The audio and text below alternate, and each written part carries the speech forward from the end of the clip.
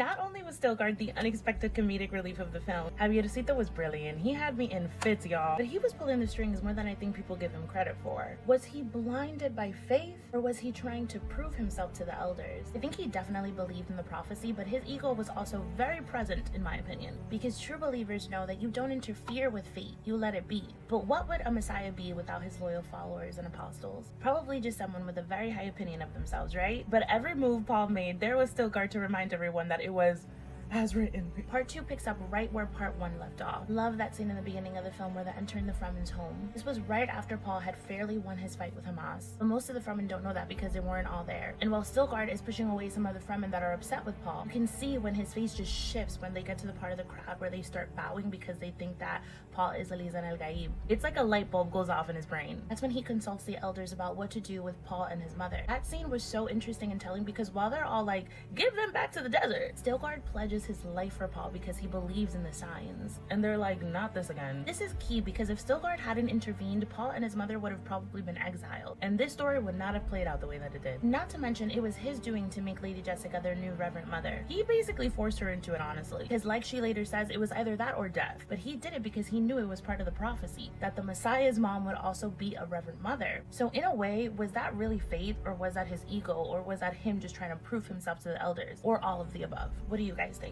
Let's talk about it in the comments.